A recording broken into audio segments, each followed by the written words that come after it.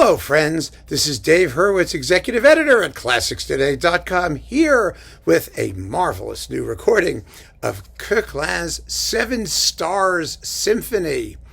Now, Koechlin, as some of you may know, because we've talked about him a bit before, was absolutely out of his mind. He was an orchestral genius. He could orchestrate anything.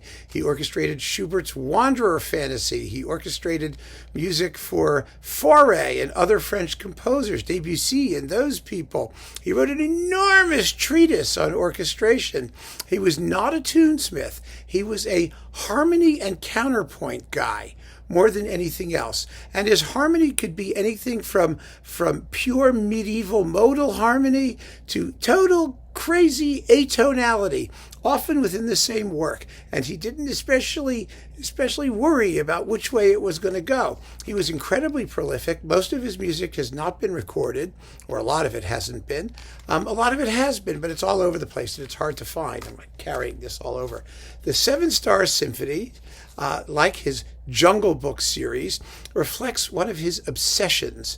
He was an obsessive kind of guy. And I mean, he had a beard that went down to like his waist or his ankles or something. And he was just such a strange person. He really was, which makes his music strange and wonderfully so. The Seven Stars are not the stars in the heavens. They are movie stars, film stars. He was obsessed with the cinema. And each movement represents a different star. Get it? So let me just tell you who the stars are, and we can take it from there. Douglas Fairbanks is the first, as he appears in The Thief of Baghdad. So it's a very exotic, voluptuous, and Orientalist kind of piece. It sounds just marvelous. The orchestration of these pieces is so fascinating because the full orchestra, which is enormous, only comes together at special spots. More often than not, he's using refined chamber groups within the larger ensemble and with the most fascinating instrumental combinations. I mean, even when there isn't much of a tune, you're just listening to it going like, wow, that is so cool sounding, and it really is. So after Douglas Fairbanks, we get Lillian Harvey, a fugued minuet. And then there's Greta Garbo, a chorale, pagan chorale, which is very interesting, or a choral paean, a praise thing, or I don't know, whatever it is. But the bottom line is it uses an onde martineau, like a theremin, like that thing Messiaen uses in the Tarangolele Symphony. It goes, woo, it was used quite often in film noir to be spooky and whatnot. Well, a theremin was not necessarily an onde martineau, but they make almost exactly the same sounds, and it's very, very cool. And then we've got Clarabeau and the joy of joyous California, whatever that means. And then Marlene Dietrich. Oh, this is really cool. Variations on a theme formed from the letters of her name. Okay, however you want to do it.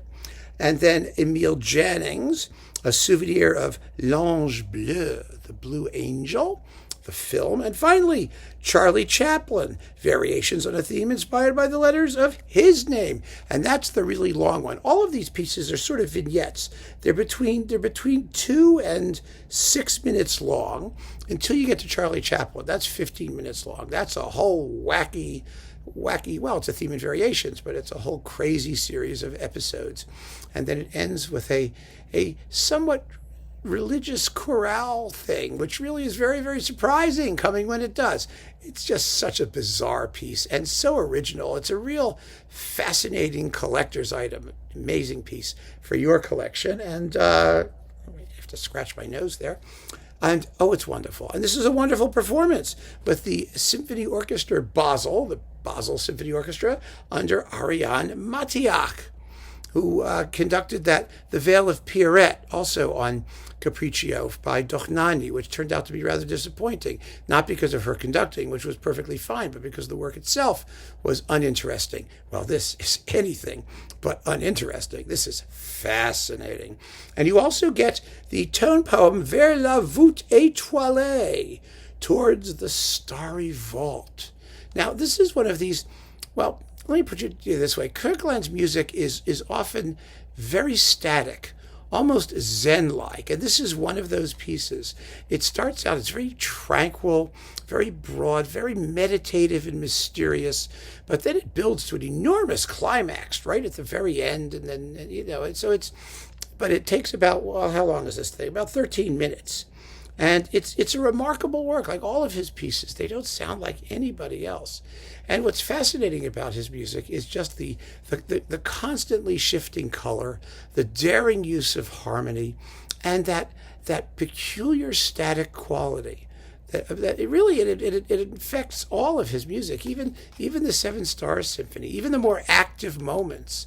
They erupt out of what sounds like this sort of primeval musical substance, this substrate of sort of raw, primitive sound, and then these things sort of take form and shape from it. And I can't describe it. You have to listen to it. This is on Capriccio. It's quite splendid. Once again, Koechlin, the Seven Stars Symphony, and Vers la voûte, étoilée, conducted by Ariane, Matiakh, with the Sinfonieorchester Basel.